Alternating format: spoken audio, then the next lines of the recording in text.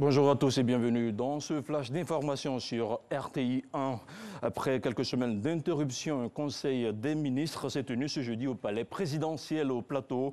Au menu de cette réunion présidée par Alassane Ouattara, il y avait notamment le projet d'intégration ville-port du Grand Abidjan et la présidence de la Côte d'Ivoire du Conseil de sécurité des Nations Unies. Les détails de la rencontre avec Awa Touré.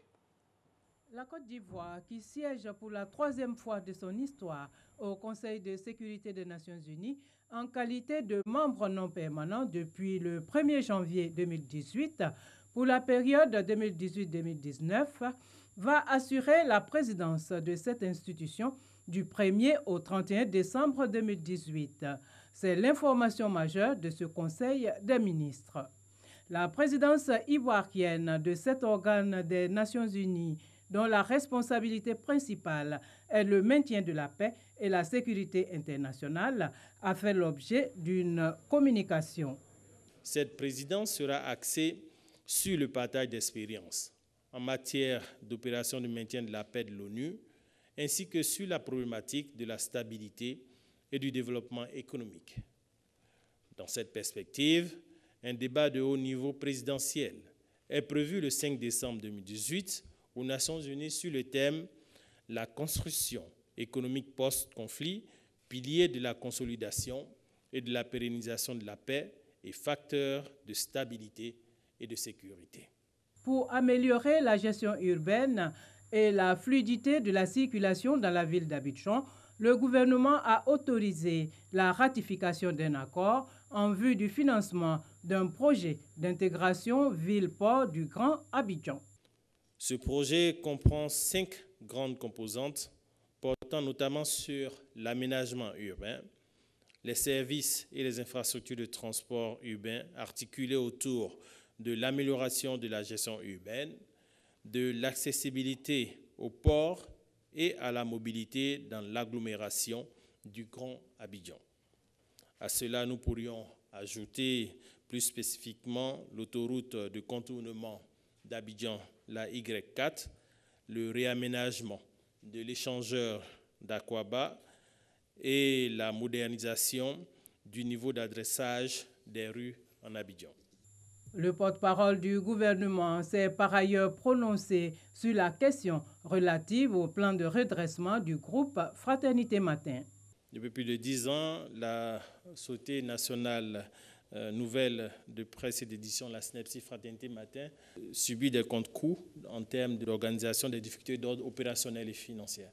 Donc il était important que l'État de Côte d'Ivoire prenne des dispositions à cet effet pour éviter que cette structure se trouve en situation de faillite. Une telle mesure, quand elle est prise, c'est sur des critères objectifs. Et bien sûr, tous les uns et les autres qui se retrouvent dans cette situation bénéficieront des différents traitements d'accompagnement qu'exige une situation de licenciement économique.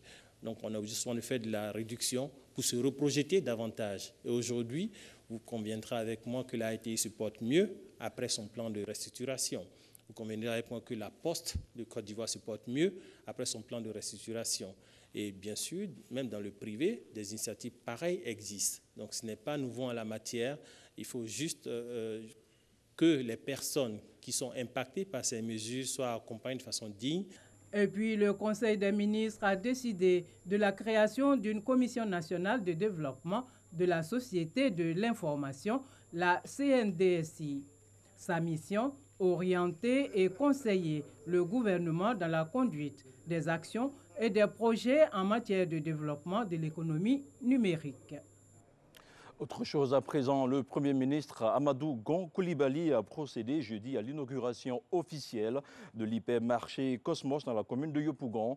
Le centre commercial, le premier d'un tel standing dans la commune de Yopougon, a été bâti sur une superficie de 3 hectares pour un investissement de 18 milliards de francs CFA. Le centre commercial Cosmos accueille une soixantaine d'enseignes commerciales nationales et internationales. Il va générer un peu plus de 2000 emplois directs et indirects. Dans l'ouest du pays, après les affrontements meurtriers de Zouaouien, le calme est revenu. Le gouvernement a dépêché le ministre Albert Mabry-Touakeus pour apaiser les populations et apporter le réconfort aux familles endeuillées. Le dernier bilan fait état de 4 morts et plusieurs blessés. De nombreux dégâts matériels ont également été enregistrés. Et puis, le ministère des Affaires étrangères a rendu hommage à l'un de ses locataires, Aboudraman Sangaré, décédé le 3 novembre dernier. C'était en présence du ministre Marcel Amontano, de l'ex-première dame Simone Gbagbo et des membres de l'opposition. Clap de fin pour la richissime carrière de Didier Drogba. Après une dernière pige de 2 ans aux États-Unis, l'attaquant de 40 ans a décidé de mettre un terme à sa carrière. L'ancien buteur des éléphants de Côte d'Ivoire l'a annoncé sur les réseaux sociaux. Samuel Mec. Longtemps annoncé, mais pas confirmé par le concerné, la retraite de Didier Drogba faisait déjà grand bruit au sein de la planète football.